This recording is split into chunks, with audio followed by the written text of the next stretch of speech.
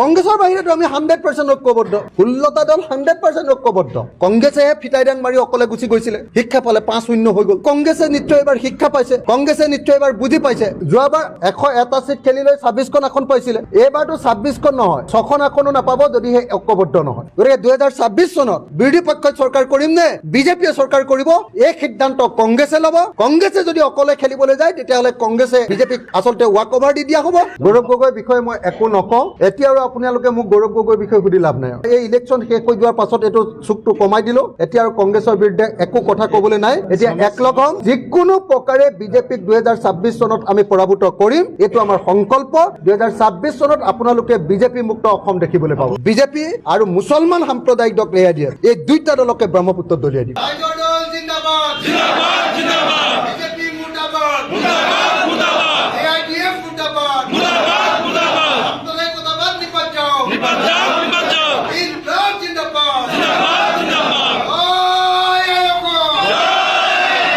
গৌৰৱ গগৈৰ বিষয়ে মই একো নকওঁ যিমানখিনি ক'বলগীয়া আছিলে মই কৈ দিলোঁ এতিয়া যিহেতু আকৌ আমি একলগ হ'ব লাগিব সেইকেইদিনটো একলগ হোৱাৰ পৰিৱেশ নাছিলে কংগ্ৰেছ দল আমাৰ পৰা আঁতৰি গৈছিলে আন দলবিলাকৰ পৰা গতিকে সেই সময়ত যিখিনি সমালোচনা কৰিবলগীয়া আছিলে কৰিলোঁ এতিয়া আৰু আপোনালোকে মোক গৌৰৱ গগৈৰ বিষয়ে সুধি লাভ নাই Gaurav Gogoi Bhupen Bora Rakibul Hussain Pradyut Bordoloi Akhil Gogoi Lurin Gogoi Ajit Bhuyan CPI CPM CPIML আঞ্চলিক দল বামপন্থী দল ৰাষ্ট্ৰীয়তাবাদী দল যিমানবিলাক ফেচিবাদ বিৰোধী দল আছে সাম্প্ৰদায়িকতাবাদ বিৰোধী দল আছে অসমখনত সকলোৱে একেলগে আগবাঢ়ি যাব বিচৰা দল আছে সকলো দলকে এতিয়া স্বাগতম জনাইছো এতিয়া আমি কংগ্ৰেছৰ বিৰুদ্ধে এটাও শব্দ নকওঁ আপোনালোকে মোক সুধি থাকি লাভ নাই আৰু এই ইলেকশ্যন শেষ হৈ যোৱাৰ পাছত এইটো চুকটো কমাই দিলো এতিয়া আৰু কংগ্ৰেছৰ বিৰুদ্ধে একো কথা ক'বলৈ নাই এতিয়া একলগ হ'ম যিকোনো প্ৰকাৰে বিজেপিক 2026 চনত আমি পৰাভূত কৰিম এইটো আমাৰ সংকল্প 2026 চনত আপোনালোকে বিজেপি মুক্ত অসম দেখিবলৈ পাব সকলোৱে জানে যে কংগ্ৰেছ দলে আমাৰ ঐক্যমঞ্চৰ পৰা ওলাই গৈ 5টা সমষ্টিতে অকলে 5টা কেণ্ডিডেট দি দিছিলে কিন্তু 5টা কেণ্ডিডেট দি দিয়াৰ পাছত কি হ'ল সকলোৱে জানিলে 5-0 হ'ল 0 পালে কংগ্ৰেছে গতিকে এতিয়া কংগ্ৰেছে যদি এতিয়া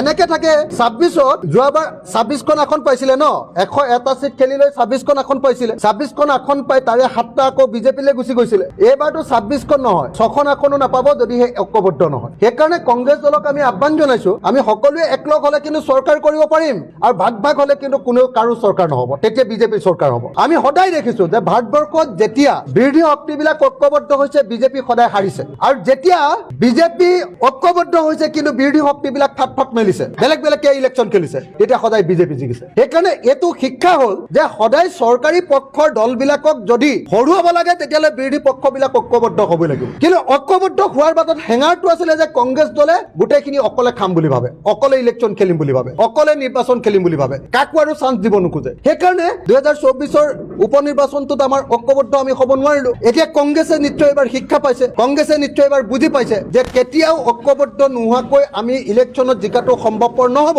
বিজেপিক পৰাভূত কৰাটো সম্ভৱপৰ নহ'ব সাম্প্ৰদায়িকতাবাদক আৰু ফেচিবাদক বিদায় দিয়াটো সম্ভৱপৰ নহ'ব 2026ত যদি বিৰোধী দলবিলাক ঐক্যবদ্ধ নহ'ব সদায় চৰকাৰী পক্ষৰ বিৰুদ্ধে বিৰোধী দলবিলাক ঐক্যবদ্ধ হ'বই লাগিব য'ত ঐক্যবদ্ধ হৈছে তাত বিৰোধী পক্ষ জিকিছে য'ত ঐক্যবদ্ধ হৈছো বিজেপি হাৰিছে আৰু য'ত ঐক্যবদ্ধ নহয় বিজেপিক আমি চান্স দি দিছো তাত বিজেপি জিকিছে গতিকে 2026 চনত আমি জিকিম নে আমি চৰকাৰ কৰিম নে বিৰোধী পক্ষই চৰকাৰ কৰিম নে বিজেপিয়ে চৰকাৰ কৰিব এই সিদ্ধান্ত কংগ্ৰেছে ল'ব কংগ্ৰেছে যদি অকলে খেলিবলৈ যায় তেতিয়াহ'লে কংগ্ৰেছে বিজেপিক আচলতে ৱাক অভাৰ দি দিয়া হ'ব আৰু আমিতো কংগ্ৰেছৰ লগত একলগ হ'ম বুলি আগৰ পৰাই কৈ আছো আমাৰ পিনৰ পৰাতো আপোনালোকে গণ্ডগোল কিবা পাইছে জানো আমিতো ক্লিয়াৰলি কৈ আছো যে আমি ঐক্যবদ্ধ হৈ ইলেকশ্যন খেলিম কংগ্ৰেছেহে ফিটাই ডাং মাৰি অকলে গুচি গৈছিলে শিক্ষা পালে 5-0 হৈ গ'ল গতিকে নিশ্চয় এইবাৰ কংগ্ৰেছ আকৌ আহিব আমি সকলোৱে মিলি ঐক্যবদ্ধভাৱে অসমৰ পৰা সাম্প্ৰদায়িক ফেচিবাদী দল বিজেপি আৰু মুছলমান সাম্প্ৰদায়িক দলক ৰেহাই দিয়ে এই দুইটা দলকে ব্ৰহ্মপুত্ৰ দলিয়াই দিব কংগ্ৰেছৰ বাহিৰেতো আমি 100% ঐক্যবদ্ধ বিৰোধী দল যিমান আছে 16টা দল 100% ঐক্যবদ্ধ অহা 7 তাৰিখে আমাৰ মিটিঙে আছে তাৰ কাৰণে আকৌ এটা কংগ্ৰেছৰ ওপৰতে গোটেইটো সিদ্ধান্ত আছে বাকীবিলাকতো আমি 100% ঐক্যবদ্ধ